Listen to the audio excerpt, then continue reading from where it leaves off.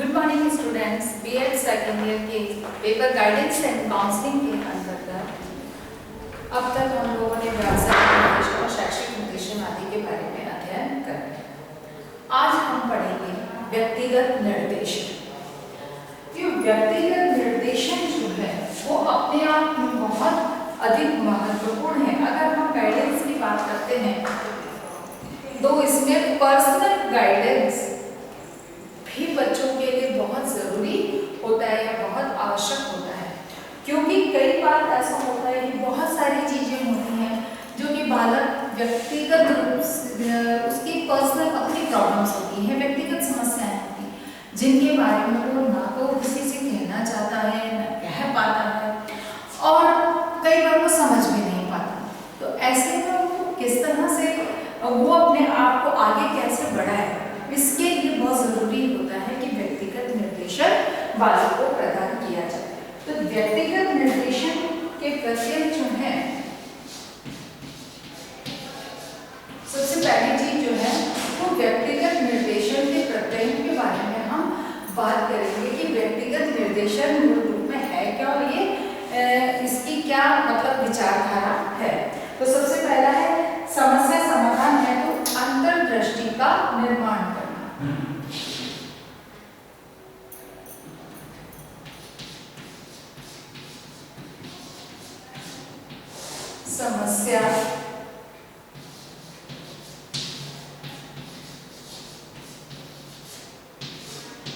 समस्या समाधान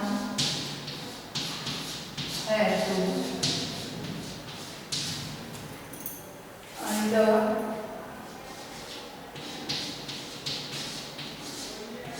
दृष्टि का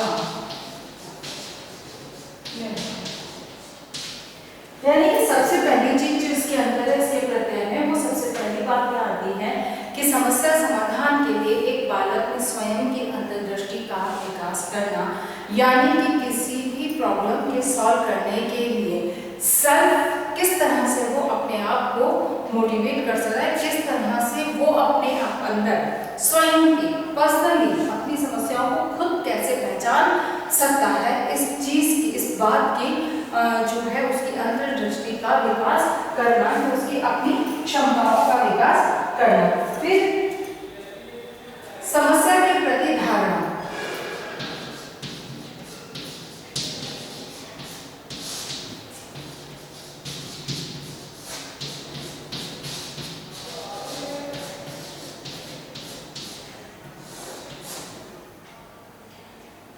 समस्या के प्रति धारणा यानी कि यहाँ पर किसी भी समस्या के प्रति एक व्यक्ति की स्वयं की अपनी धारणाएं क्या है, वो उसके बारे में क्या सोचता है। हो सकता है कि उसे लगता है कि मेरी समस्याएं बहुत बड़ी है, मेरी प्रॉब्लम बहुत बड़ी है, और अगर सराउंडिंग के लोगों से बात की जाए तो कोई ज़्यादा बड़ी प्रॉब्लम नहीं है। कई बार हम कहते हैं कि बिना मतलब की बहुत ज़्यादा टेंशन या इशू बनाकर उसने रखा है।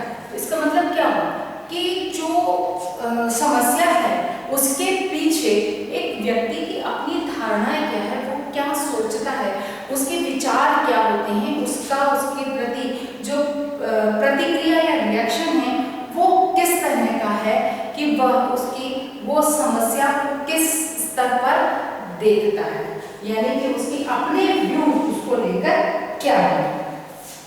व्यक्तित्व की अखंडता और जटिलता,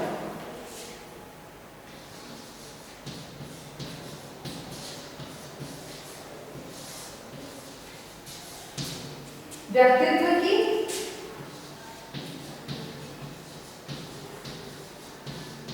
अखंडता व जटिलता।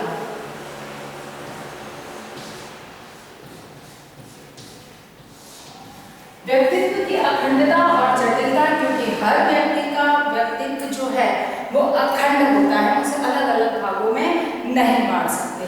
तो पहली चीज अखंडता को देखना और दूसरी चीज जटिलता, क्योंकि हर व्यक्ति की अपनी सोच, विचारधारा, बौद्धिक स्तर, मानसिक स्तर, उसकी अपनी क्षमताएं, योग्यताएं, वो चीज सब में अंतर होता है। यानी कि ये एक जटिल बात है कि एक पक्ष पर आकर हो सकता है कि उसे मतलब ए पोजीशन में वो किसी चीज को एक्सेप्ट कर लेता है और बी पोजीशन में उसी चीज को वो एक्सेप्ट नहीं कर पाता, क्योंकि उसके लिए ये दो अलग अलग परिस्थितियां हैं, दो अलग अलग पोजीशंस हैं। तो ऐसे में वो एक जगह एक उसी चीज के लिए कंफर्टेबल है और दूसरी जगह वो उसके लिए कंफर्टेबल नहीं है। तो ऐसे में उसकी इस विचारधारा को समझना, इस चीज को समझना भी अपने आप में एक चुनौती होता है। इसीलिए कहा जाता है कि जहां पर व्यक्तित्व अखंड होता है, इसको खंडों में विभाजित हम नहीं कर सकते हैं, वहीं पर वह एक जटिलता लिए हुए भी होता है, बहुत टिपिकल जिसको हम कहते हैं, बहुत हार्ड होता है, बहुत टिपिकल होता है, जिसको कि समझना आसान नहीं होता है। अगली बात आती है समस्याओं के संबंध।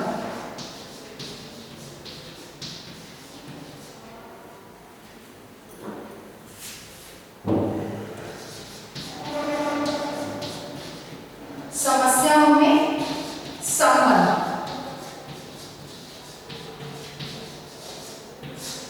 यानी कि समस्याएं जो हैं आपस में जुड़ी हुई होती हैं। ऐसा नहीं है कि आज जैसे स्वास्थ्य की कोई समस्या आ रही है बालक को, तो उसके पीछे उसके साथ में उस स्वास्थ्य की समस्या की वजह से और भी कई समस्याएं आपको, जैसे शिक्षा अधिगम में उसको समस्या आ रही, वो स्टडी उससे इफेक्टेड हो रही है, सोशल रिलेशन उससे इफेक्टेड हो रहे हैं, क्योंकि हेल्थ अच्छी नहीं है, स्वास्थ्य अच्छा नहीं है, तो बालक चिड़चिड़ा हो जाता है। तो ऐसे में किसी के साथ में अपने आप को कंफर्टेबल नहीं महसूस होने देता है, या नहीं कंफर्टेबल महसूस करता है, खुद चिड़चिड़ा हो जाता है, जरा सा भी कुछ कहा तो वो नाराज होने लगता है। तो ये चीजें क्या है, उसके पीछे इस हेल्थ का जो इफेक्ट है उसके बिहेवियर पर, उसके वर्क एफिशिएंसी पर, उसके एजुकेशनली हर ग्राउंड के ऊपर वो इफेक्ट करता है। इसीलिए समस्याएं जो होती हैं, प्रॉब्लम्स जो होती हैं, वो आपस में जुड़ी हुई होती हैं, उनको हम अलग अलग करके नहीं देख सकते हैं। फिर बात करें संवेगात्मक पहलू।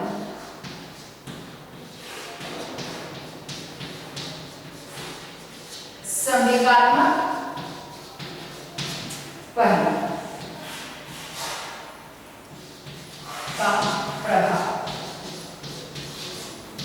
संवेग इमोशन, ये भी व्यक्ति पर बहुत अधिक प्रभाव डालते हैं। तो संवेगात्मक पहलू यानी कि इमोशनल फैक्ट जो है या फैक्टर जो है वो किस तरह से यहाँ पर काम करता है, यानी कि एक पर्सन, एक व्यक्ति को जब एक व्यक्तिगत निर्देशन की आवश्यकता होती है, पर्सनल गाइडेंस की आवश्यकता होती है, तो उसके पीछे ये कुछ ऐसे प्रत्यय हैं, ऐसे फैक्ट्स हैं कि जिसकी वजह से बालक को समस्याओं का सामना मतलब कि गाइडेंस की जरूरत पड़ती है। दूसरी बात जो हम इसमें देखेंगे, समस्या क्या क्या हो सकती है।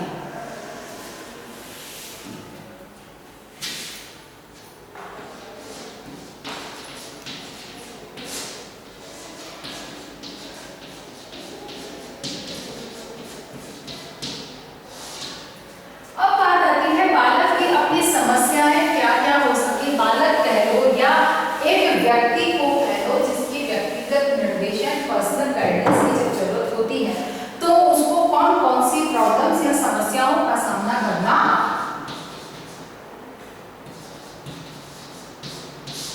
होता है। ऐसी कौन कौन सी समस्याएं होती हैं जिसके बारे में ये कहा जाए कि उनके समाधान के लिए उसे निर्देशन की या गाइडेंस की जरूरत होती है। तो सबसे पहली चीज है स्वास्थ्य। सबसे पहले निश्चित है कि स्वास्थ्य और शारीरिक विकास। दूसरी चीज शारीरिक विकास।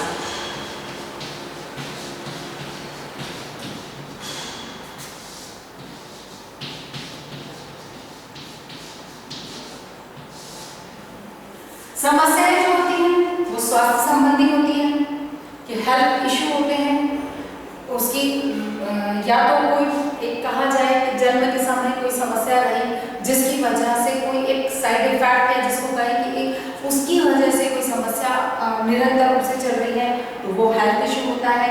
और टेम्परेरी हेल्थ इश्यू होता है, परमानेंटली यानी कि स्थायी जो होता है वो स्वास्थ्य संबंधी समस्याएं होती हैं, कोई अस्थायी होती हैं, अधिकांश रूप से तो अस्थायी ही होती हैं, कि जिनमें बालक को कभी फीवर आ गया, कभी हेडेक हो रहा है, कभी लग गया तो गिर गया तो लग गया, लगने से चोट की वजह से उसको पीड़ा हो रही है, पेन हो रहा है।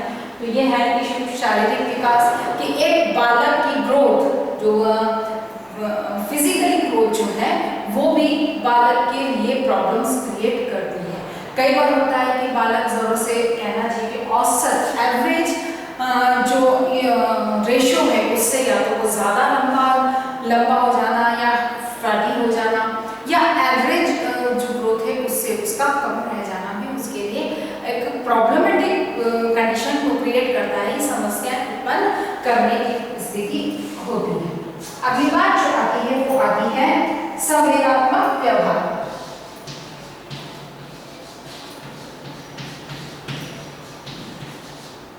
संवेगात्मक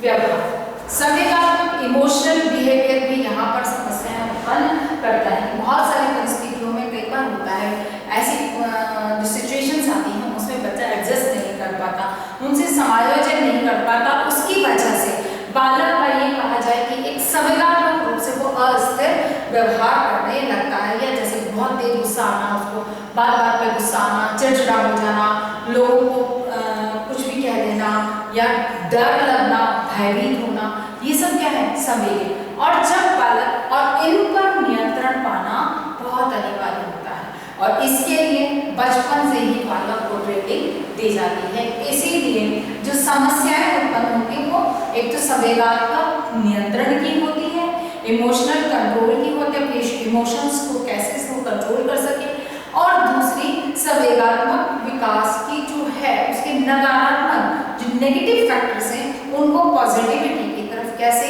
कन्वर्ट करें। और जब ऐसे में वो एडजस्ट नहीं कर पाता, समायोजन नहीं कर पाता या उनको नियंत्रित नहीं कर कंट्रोल नहीं कर पाता, तो उसमें संवेगात्मक अस्थिरता की परेशानियां उत्पन्न होने लगती हैं जो उसके लिए समस्या का कारण बनती है। अतः यहाँ पर इमोशन भी एक प्रॉब्लम क्रिएट करता है। नेक्स्ट आ जाता है पारिवारिक संबंध।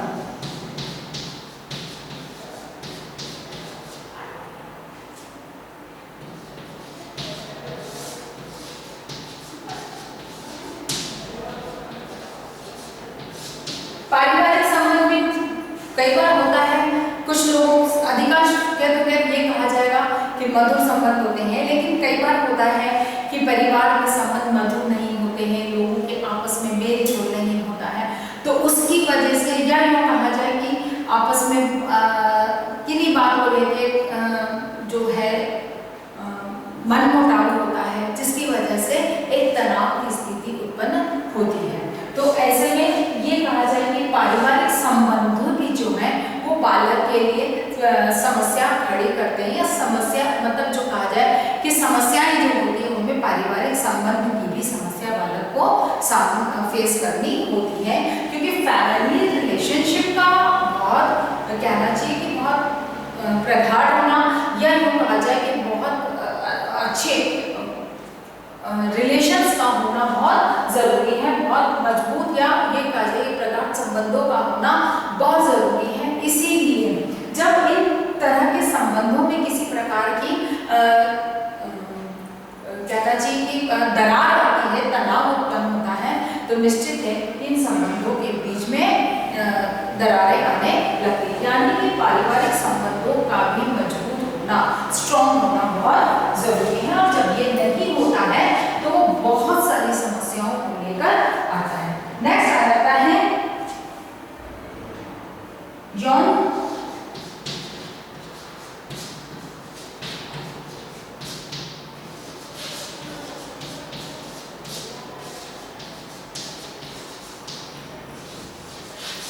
या यूँ कहा जाए कि युवा अवस्था संबंध।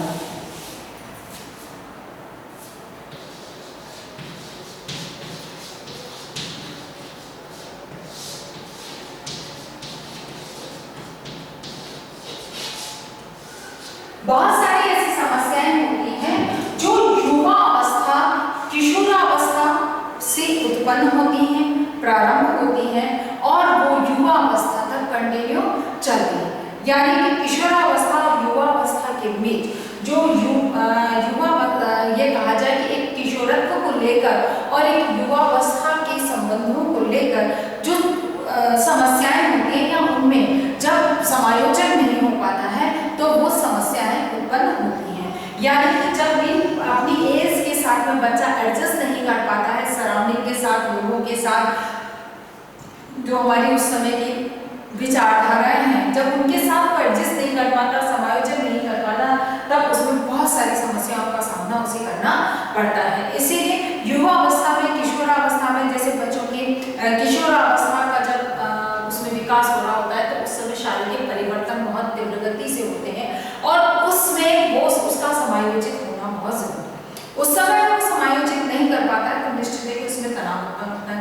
वहीं पर इस उम्र के बच्चों में प्रेम प्रसंग आदि की बहुत अधिक एक कहना चाहिए कि मानसिकता होती है या एक क्यूरियोसिटी उनमें होती है, उसकी वजह से वो इन जो कहा जाए कि इन प्रेम प्रसंगों की तरफ अपने आप को आकर्षित करना होता हुआ देखते हैं।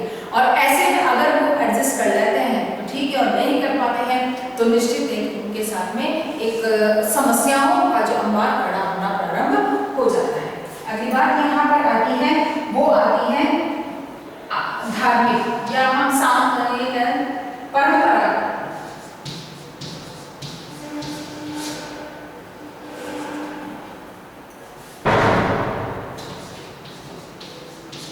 परंपरा, संस्कृति,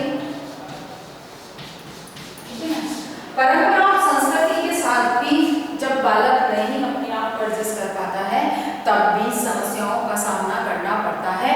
ये चीज आप लोगों के साथ अधिक होती है क्योंकि जो विज्ञान और तकनीकी का जो ये दौर चला है इसमें जो बहुत तीव्र गति से सामाजिक संरचना में, सामाजिक मान्यताओं में, परंपराओं में जो तीव्र गति से परिवर्तन आया उसकी वजह से आपके माता पिता की विचारधारा अलग और आप लोगों की विचारधारा, पहले ये कहा जाता था कि दादा दादी और ग्रांड चिल्ड्रंस की विचारधाराओं में अंतर होता है, पर अब ये कह सकते हैं वर्तमान जो परिस्थिति है, वर्तमान को देखते हुए कह सकते हैं कि एवरी 3 इयर्स में जनरेशन गैप की सिचुएशन देखने को मिलती है। यानी कि हर 3 साल में जनरेशन गैप या पीढ़ी का अंतर देखने को मिलता है क्योंकि इतना तीव्र गति से परिवर्तन हो रहा है। तो ऐसे में जो हमारी सांस्कृतिक परंपरागत व्यवस्थाएं हैं उनके साथ में जब बच्चे एडजस्ट नहीं कर पाते हैं और वो समस्याओं का कारण बन रहे हैं। फिर है सामाजिक संबंध।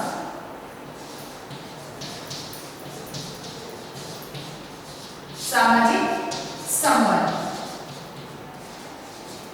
निश्चित है कि सामाजिक संबंधों के प्रति भी बालक बहुत सेंसिटिव होता है, बहुत संवेदनशील होता है। वो हर व्यक्ति के साथ एक मधुर संबंध की स्थापना की अपेक्षा करता है और जब वो ऐसा नहीं कर पाता है तो उससे संबंधित समस्याएं का भी उसे सामना करना पड़ता है। तो कहना चाहिए समस्या का जो क्षेत्र है वो उसका शारीरिक स्वास्थ्य है, संवेदनात्मक क्षेत्र है, पारिवारिक संबंध है, युवावस्था से संबंधित समायोजन की समस्याएं हैं, परंपरा और संस्कृति के साथ एडजस्टमेंट और सामाजिक संबंधों के भी से उत्पन्न होने वाली समस्याएं हैं जिसके लिए व्यक्तिगत निर्देशन को दिया जाना बहुत अनिवार्य माना जाता है। इन्हीं के लिए पर्सनल गाइडेंस की अपेक्षा की जाती है। नेक्स्ट आ जाता है व्यक्तिगत निर्देशन की प्रकृति।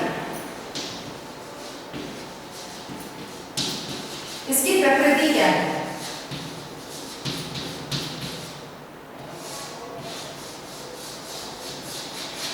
व्यक्तिगत निर्देशन की जो प्रकृति है उसके बारे में अगर हम बात करते हैं तो सबसे पहली बात आती है इसमें, वो आती है संपूर्ण व्यक्तित्व को देखा जाना चाहिए। संपूर्ण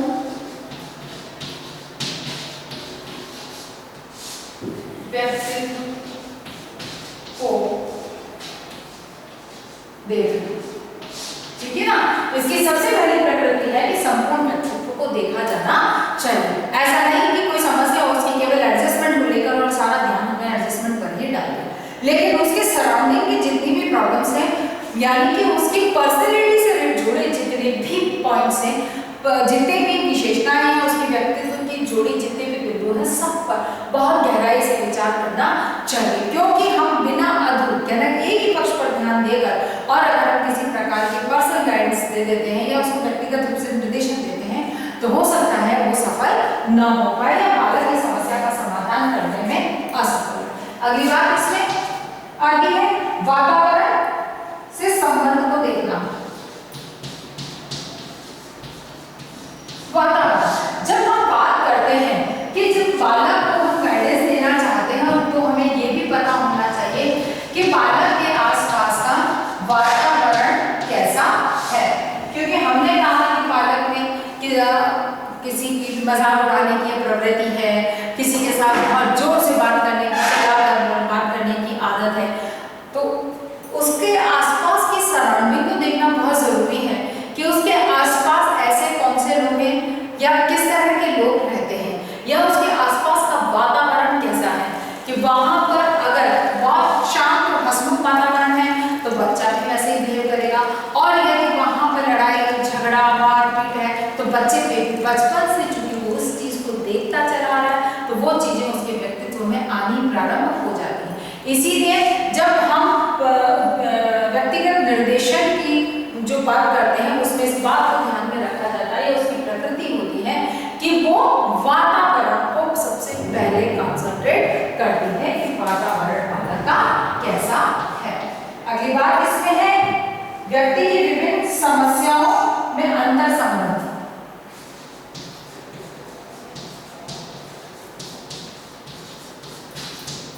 समस्याओं में संबंध,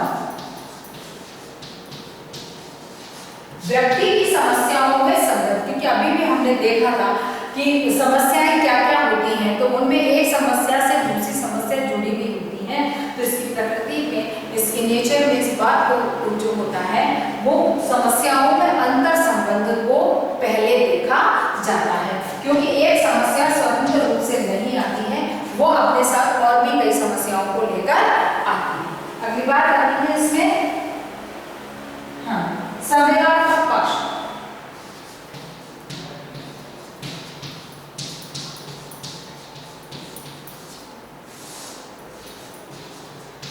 संवेदनात्मक पक्ष निश्चित है कि संवेगों पर नियंत्रित होना बहुत जरूरी है, तो यहाँ पर इसकी प्रकृति है या इसका नेचर यही है कि वह संवेगात्मक पक्ष पर भी ध्यान केंद्रित करती है और उसके लिए बालक को तैयार करती है कि नियंत्रण कैसे किया जाए, कि स्वयं को समझना।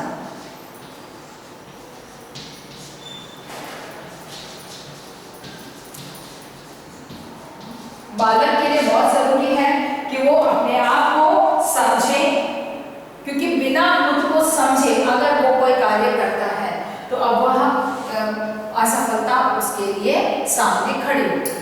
इसीलिए बालक को खुद को समझना, यानी कि उसकी योग्यता, रुचि, क्षमता, उसका व्यवहार, उसके आचरण के तरीके, उसके सराउंडिंग वातावरण का जो उसके ऊपर क्या प्रभाव पड़ रहा है, इन सब चीजों के बालक को खुद को समझना बहुत अनिवार्य है। इसीलिए बालक के लिए वो स्वयं को समझने का की जो है प्रक्रिया इसमें अनिवार्य है, अर्थात जब निर्देशन का जो है प्रकृति उसमें ये देखा जाता है कि बालक खुद को कितना जानता समझता है।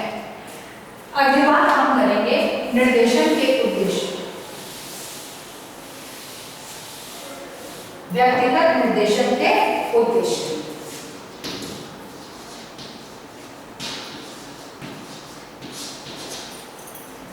उद्देश्यों की बात हम प्रारंभ तो करते हैं, लेकिन ये भी है कि ये कुछ लंबा पॉइंट है तो शायद आज पूरा ना हो, फिर भी जितने पूरे हुए हैं उतने तक हम अपनी बात को कंटिन्यू रखते हैं। समायोजन की योग्यता का विकास।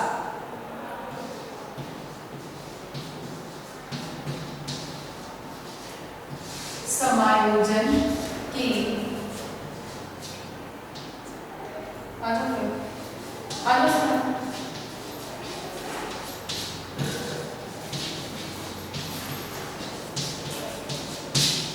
चलिए आज हम अपनी बात को यहीं तक रखते हैं। कल से हम उद्देश्यों को पकड़ना प्रारंभ करेंगे और कभी हम इस चीज को आगे कंटिन्यू करेंगे। वैसे जब ये पॉइंट लिख ही दिया है तो उसके बारे में थोड़ा सा मैं एक्सप्लेन कर दूं कि एडजस्टमेंट, समायोजन होना बालक के लिए बहुत जरूरी है और इसका उद्देश्य जो होता है वो यही है कि बालक को समायोजन के लिए तैयार किया जाए, उसे किस तरह से समायोजन करना होता है। तो यहाँ पर आज का हमारा क्वेश्चन रहेगा व्यक्तिगत निर्देशन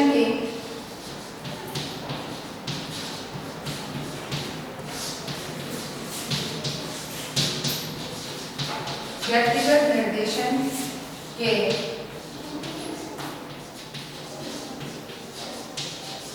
संप्रत्यय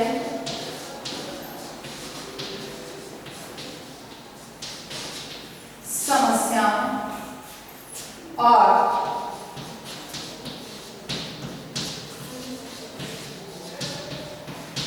प्रकृति को